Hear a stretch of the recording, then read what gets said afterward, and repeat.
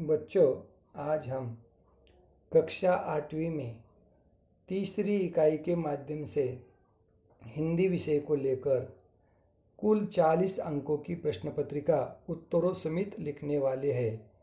इसके लिए आपको 4 मुख्य प्रश्न और उसी के अंतर्गत उप प्रश्न दिए गए हैं। हर एक प्रश्न के उत्तर आपको अच्छी तरह से लिखना है। प्रश्न क्रमांक 1 निम्नलिखित प्रश्नों के उत्तर एक वाक्य में लिखिए। उसके लिए अंक है 5। 1. लोग बंदरों को गुड़ और चने क्यों खिलाते थे? 2. लेखक कौन सी पुस्तक पढ़ रहा था? 3. अंटार्कटिक महाद्वीप अन्य महाद्वीपों से क्यों भिन्न है? 4. बर्फ की चादर क्या कार्य करती है? बर्फ की चादर अंटार्कटिक महाद्वीप में क्या कार्य करती है? 5. बड़े भैया ने जीतू से क्या कहा?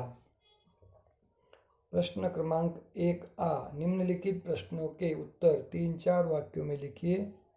4 उप प्रश्न है, उसमें से 3 उप प्रश्नों के जवाब आपको लिखने हैं। उसके लिए अंक है 6। 1.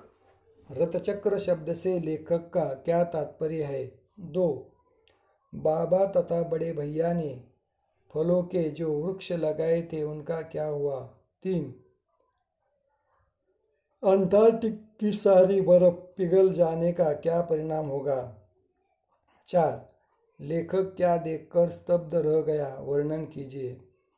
प्रश्न क्रमांक 1 निम्नलिखित प्रश्नों के उत्तर 3-4 वाक्यों में लिखिए। इसमें 4 वाक्यों में से 3 के जवाब आपको लिखने हैं। उसके लिए अंक है 6। प्रश्न क्रमांक 2 आशय स्पष्ट कीजिए। अंक 4। किसी 2 उप प्रश्नों के उत्तर जवाब आपको लिखने हैं। 1.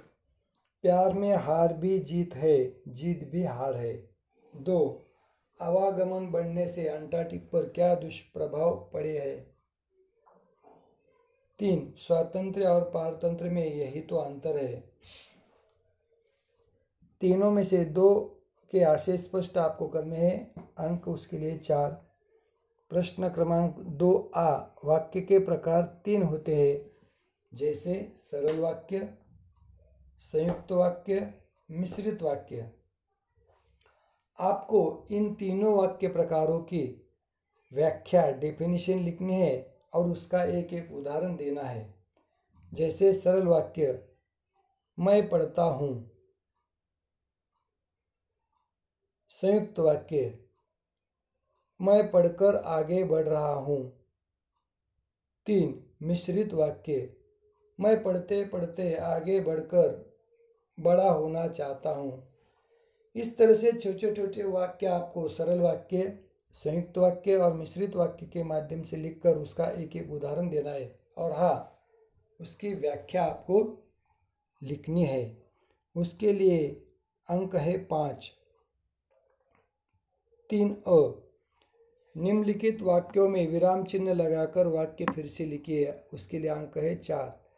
4 वाक्यों में आपको विराम चिन्ह लगाने हैं और फिर वाक्य को उसे पूरा लिखना है। 1. मैं वृक्ष की छाया में बैठ गया। 2. गाड़ीवान ने बताया ये सुंदरपुर से पकड़कर हरिद्वार के जंगलों में भेजे जा रहे हैं। 3. मैं सोचने लगा इनमें परस्पर कितना प्रेम है। 4.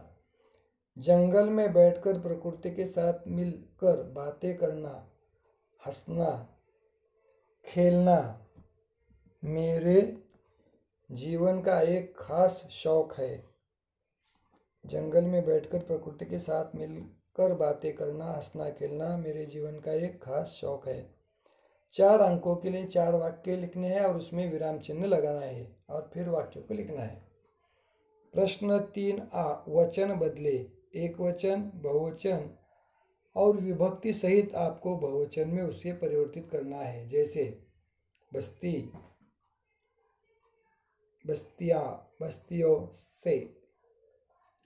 परिस्थिति, आकृति, सुविधा, सीमा, क्षमता आदि शब्द का एक वचन का बहुवचन करना है और बहुवचन कर उसकी विभक्ति आपको लिखनी है।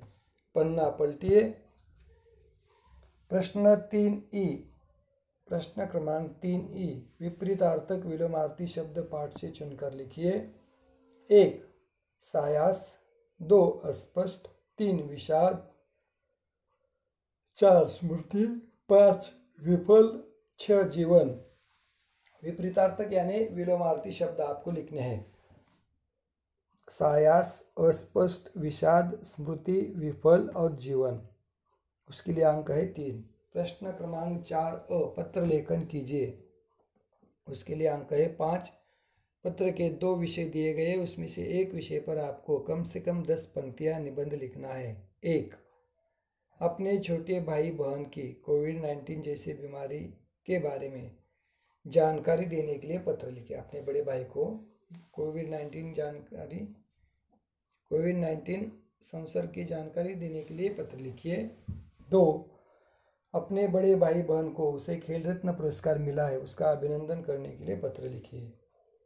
प्रश्न क्रमांक 4A, निबंध लेखन कीजिए। 25 पंक्तियाँ। 1 ई लर्निंग पाठशाला यानी स्कूल, 2 स्वामी विवेकानंद, 3 सावित्रीबाई फुले। तीनों विषय में से एक विषय पर निबंध लिखकर आपको पूरा करना है। उसके लिए अंक है 5। इस तरह से कुल मिला के 40 अंकों के लिए 4 प्रश्न और उसमें उप प्रश्न दिए गए हैं। सुंदर हस्ताक्षर में उसे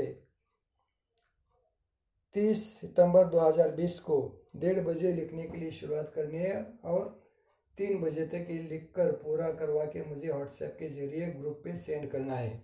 और हाँ, आज तक क्या जितने भी हमारे पाठ कविताएं हुई है उसका अध्ययन करना है। जैसे 1 से लेकर रतचक्र तक यानी 9 कविता और पाठों का अध्ययन हमें करना है।